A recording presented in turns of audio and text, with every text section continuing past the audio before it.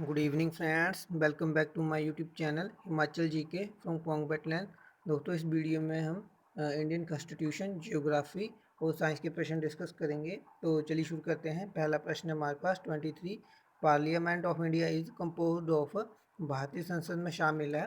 तो दोस्तों, भारतीय संसद जो है वो लोकसभा, राज्यसभा और राष्ट्रपति से बनती है। तो 23 का डी जो है वो राइट ऑप्शन है।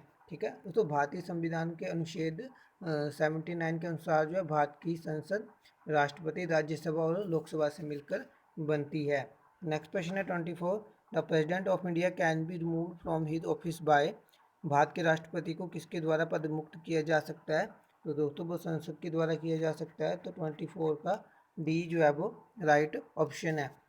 ठीक है दोस्तों, राष्ट्रपति को संविधान के अनुच्छेद 61 के अनुसार महाभियोग द्वारा हटाया जा सकता है जब राष्ट्रपति द्वारा संविधान के प्रावधानों के उल्लंघन व संसद के किसी सदन द्वारा उस पर महाभियोग चलाया जा सकता है, परंतु इसके लिए आवश्यक है कि राष्ट्रपति को 14 दिन पहले लिखित सूचना दी जाए जिस पर उस सदन के 1/4 सदस्यों के हस्ताक्षर हों। संसद के उस सदन जिसने महाभियोग का प्रस्ताव पेश किया है उसके 2/3 सदस्यों द्वारा पारित कर देने पर प्रस्ताव उसके इससे अगले सदन में जाएगा जब दूसरा सदन राष्ट्रपति पर लगाए गए आरोपों की जांच करवाएगा या करेगा, और ऐसी जांच में राष्ट्रपति के ऊपर लगाए गए आरोपों के सिद्ध करने वाले प्रस्ताव को 2/3 बहुमत से पारित होना आवश्यक है। जब राष्ट्रपति और महाभियोग की प्रक्रिया पूरी समझी जाएगी और उसी तिथि से जो है राष्ट्रपति को पदत्याग करना होता है।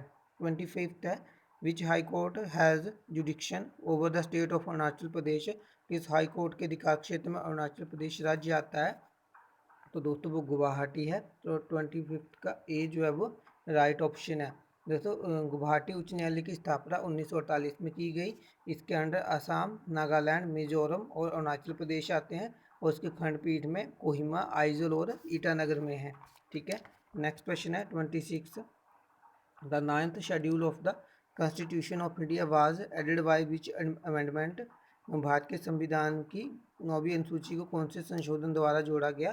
तो ये फर्स्ट अमेंडमेंट हुई थी, प्रथम संशोधन हुआ था, उससे जोड़ा गया था। और 26 का ए जो है वो राइट ऑप्शन है।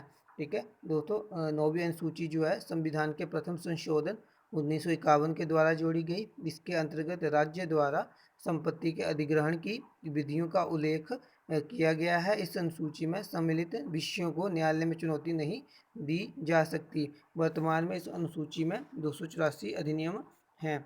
नेक्स्ट प्रश्न है 27। The election commission of India does not conduct the election to the.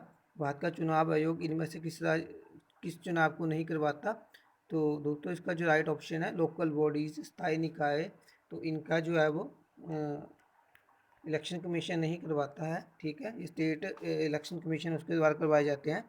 ठीक है दोस्तों, ठीक है तो दोस्तों, संविधान के भाग 15 के अनुच्छेद 324 से 329 में चुनाव जो है वो चुनाव आयोग से संबंधित उपबंध दिए गए हैं उसमें। ठीक है, भारतीय चुनाव आयोग की स्थापना जो है 25 जनवरी 1950 को हुई थी। ये एक स्थायी संवैधानिक निकाय है। 28 है, 8th है, which became the 25th state of Indian union. इनमें से कौन सा भारतीय संघ का 25वां राज्य बना? तो दोस्तों, वो बना था गोवा। तो 28 का सी राइट ऑप्शन है। 30 मई 1987 को जो है इसे पूर्ण राज्य का दर्जा दिया गया था। 29th है, national integration council is chaired by. National integration council की अध्यक्षता करते हैं तो दोस्तों ये प्रधानमंत्री करते हैं। तो 29 का सी जो है वो राइट ऑप्शन है। राष्ट्रीय एक सलाह परिषद की स्थापना वर्ष 1961 में की गई थी। ये एक सरकारी सलाहकार निकाय है जिसका अध्यक्ष भारत के प्रधानमंत्री होते हैं। नेक्स्ट क्वेश्चन है 30। Which is not an element of state. इनमें से क्या एक राज्य का मूल तत्व नहीं है? तो दोस्तों, इसका जो राइट ऑप्शन है ऑप्शन डी नेशनलिज्म, राष्ट्रीयता। ठीक है, तो ये इसका रूप नहीं है। तो 30 का डी जो है वो राइट ऑप्शन है। 31 है, which part of the Indian constitution declare the ideal of welfare state. भारतीय संविधान का कौन सा भाग कल्याणकारी राज्य के आदर्श को बताता है? तो दोस्तों, वो बताता है राज्य की नीति निर्देशक तत्व, directive principle of state policy. तो डी जो है इसका राइट ऑप्शन है। ठीक है दोस्तों, भारत के संविधान में कल्याणकारी राज्य की संकल्पना का समावेश राज्य की नीति निर्देशक तत्वों में निहित किया गया है। कल्याणकारी राज्य या उद्देश्य सामाजिक और आर्थिक प्रजातंत्र की स्थापना करना होता है। यानी सामाजिक और आर्थिक प्रजातंत्र की स्थापना का उद्देश्य से ही जो है संविधान में नीति निर्देशक तत्वों को शामिल किया गया है। राज्य में नीति निर्देशक सिद्धांतों का वर्णन संविधान के भाग 4 में अनुच्छेद 36 से 51 तक किया गया है। इसकी प्रेरणा आयरलैंड के संविधान से मिली है। इसे न्यायालय द्वारा लागू नहीं किया जा सकता। 32 है the maximum strength of Rajya Sabha is, Rajya Sabha की अधिकतम संख्या है तो दोस्तों वो 250 है, लेकिन करंट टाइम पे जो है 245 है। 32 का डी जो है वो राइट ऑप्शन है। 33 है which writ is not specifically provided in the constitution of India, कौन सी याचिका विशेष रूप से भारतीय संविधान में निहित नहीं है तो दोस्तों इंजक्शन व्यादेश डी जो है वो संविधान में नहीं दिया गया है तो 33 का डी जो है वो राइट ऑप्शन है। 34 है the Panchayati Raj is included in the, Panchayati Raj शामिल है तो दोस्तों ये शामिल है स्टेट लिस्ट में, राज्य सूची में, तो 34 का बी जो है वो राइट ऑप्शन है। 35 है the attorney general of India is appointed by, Bharat के महान्यायवादी को किसके द्वारा नियुक्त किया जाता है तो दोस्तों ये प्रेसिडेंट के द्वारा नियुक्त किया जाता है, राष्ट्रपति के द्वारा। तो 35 का ए जो है वो राइट ऑप्शन है। दोस्तों भारत के महान्यायवादी सर्वप्रथम भारत सरकार का विधि अधिकारी होता है। अनुच्छेद 76 में उनकी शक्तियों के बारे में दिया है। महान्यायवादी ना तो संसद का सदस्य होता है और ना ही मंत्रिमंडल का सदस्य होता है, लेकिन वह किसी भी सदन में अथवा उनकी समितियों में बोल सकता है, किंतु उसे मत देने का अधिकार नहीं है। इनकी नियुक्ति राष्ट्रपति करते हैं तथा उसके प्रसार प्रयत्न जो है पद धारण करते हैं। नेक्स्ट क्वेश्चन है 36 which is the smallest planet, कौन सा ग्रह सबसे छोटा है तो दोस्तों बुध ग्रह जो है वो हमारे सौरमंडल का सबसे छोटा ग्रह है तो 36 का जो ए है वो राइट ऑप्शन है। दोस्तों बुध ग्रह हमारे सौरमंडल का सबसे छोटा व हल्का ग्रह है। इसके पास कोई अपना उपग्रह भी नहीं है। ये सूर्य का सबसे नज़दीकी ग्रह है। ये सूर्य निकलने के 2 घंटा पहले जो हमें दिखाई पड़ता है। ये सूर्य की परिक्रमा सबसे कम समय में पूरी करता है, मात्र 88 दिन में। ठीक है, ये सौरमंडल का सर्वाधिक कक्षीय गति वाला ग्रह है। 37 है बर्नर इक्विनॉक्स फॉल्स ऑन, बसंत विषुव किस दिन होता है तो दोस्तों ये होता है ऑप्शन ए 21 मार्च को। ठीक है, 37 का ए जो है राइट ऑप्शन है। दोस्तों वर्ष में 2 क्षण जब सूर्य भूमध्य रेखा के ठीक ऊपर होता है और दिन और रात बराबर लंबाई के होते हैं तो उसे जो विषुवत बसंत विषुवत कहा जाता है।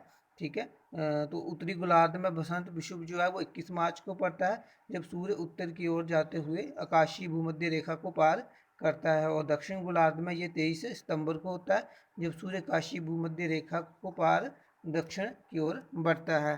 ठीक है, नेक्स्ट प्रश्न है 38 the jet stream is founded in the, jet stream पाई जाती हैं तो दोस्तों ये पाई जाती हैं क्षोभमंडल और कुशोभ सीमा में। तो 38 का ए और डी जो है वो राइट ऑप्शन है। ठीक है, तो क्षोभमंडल वायुमंडल की सबसे नीचे वाली परत है और क्षोभमंडल और समताप मंडल को अलग करने वाले भाग को क्षोभ सीमा कहते हैं। विषुवत वृत्त के ऊपर क्षोभ सीमा में हवा का तापमान जो है वो -80 डिग्री सेल्सियस होता है और ध्रुव के ऊपर -45 डिग्री होता है। यहाँ तापमान स्थिर होने के कारण इसे जो है क्षोभ सीमा कहा जाता है। और दोस्तों जेट प्रवाह जो है वो क्षोभमंडल की ऊपरी परत में बहुत तीव्र गति से चलने वाले संकरे नलिकाकार व विसर्पी पवन प्रवाह जो है उसे जेट प्रवाह कहा जाता है। ये 6 से 12 किलोमीटर की ऊंचाई पर पश्चिम से पूर्व की ओर प्रभावित होने वाली पवन है। नेक्स्ट प्रश्न है 39 which is the most destructive, इनमें से सबसे ज़्यादा नुकसानदायी क्या है तो दोस्तों वो टोर्नेडो है। तो 39 का ए जो है वो राइट ऑप्शन है। नेक्स्ट क्वेश्चन है ये चक्रवात है, समुद्री जो तूफान आते हैं ये उनके नाम है अलग अलग। ठीक है, तो जो सबसे नुकसानदायी है वो है टोर्नेडो। नेक्स्ट क्वेश्चन है 40 which is not a sedimentary rock, इनमें से कौन सी अपसादी शैल नहीं है तो दोस्तों बसाल्ट जो है वो अपसादी शैल नहीं है, ये एक इग्निस रॉक है, आग्नेय चट्टान है। तो 40 का ए जो है वो राइट ऑप्शन है। 41 है the tropical grassland of Africa known as, Africa के उष्ण कटिबंधीय घास स्थल इस रूप में जाने जाते हैं तो दोस्तों वो सवाना के रूप में जाने जाते हैं। तो 41 का बी जो है वो राइट ऑप्शन है। ठीक है, और दोस्तों जो स्टेपीज जो है वो एशिया और एशिया, यूक्रेन और चीन तथा मंचूरिया प्रदेश जो है वो वहाँ पे पाए जाते हैं। ये वहाँ पाई जाने वाली घास के मैदान है। पम्पास जो वो अर्जेंटीना में पाए जाते हैं, डाउन्स ऑस्ट्रेलिया में। ठीक है, और इसके अलावा दोस्तों कंपोज घास के मैदान जो वो ब्राज़ील में पाए जाते हैं, लानोस, वेजुएला और कोलंबिया में। और बेल्ट जो है वो दक्षिणी अफ्रीका में। ठीक है, और दक्षिण अफ्रीका में जो है उपोष्ण कटिबंधीय है। ठीक है, वो नेक्स्ट क्वेश्चन है 42, elephant pass is located in, elephant delta स्थित है। तो दोस्तों ये श्रीलंका में है, तो 42 का बी जो है वो राइट ऑप्शन है। 43 है the capital of Bolivia is, Bolivia की राजधानी है, तो दोस्तों वो है ला पाज। तो 43 का डी जो है वो राइट ऑप्शन है। दोस्तों ये साउथ अमेरिकन कंट्री है बोलीविया। 44 है Nippon is the new name of, तो दोस्तों ये प्रश्न जो है ये स्क्रैप कर दिया गया है कि इसका उल्टा होना था, ये Nippon is the old name of होना था। निप्पन जो है वो जापान का पुराना नाम है। तो ये प्रश्न जो है वो गलत तरीके से पूछा गया, इसलिए इसे जो है स्क्रैप कर दिया गया था। ठीक है, नेक्स्ट क्वेश्चन है 45 और लास्ट प्रश्न है इस वीडियो का। The largest island in the Indian ocean is, Hind महासागर में सबसे बड़ा द्वीप है, तो दोस्तों वो मेडागास्कर है। तो 45 का ए जो है वो राइट ऑप्शन है। ठीक है, तो दोस्तों ये थे आज के प्रश्न इस वीडियो में। आई होप आपको वीडियो अच्छी लगे। अगर आपको वीडियो अच्छी लगती है तो इसे लाइक करें, शेयर करें, मेरे चैनल को सब्सक्राइब कर लें। नेक्स्ट वीडियो में मिलेंगे, तब तक के लिए गुड बाय, जय हिंद, जय भारत, जय हिमाचल।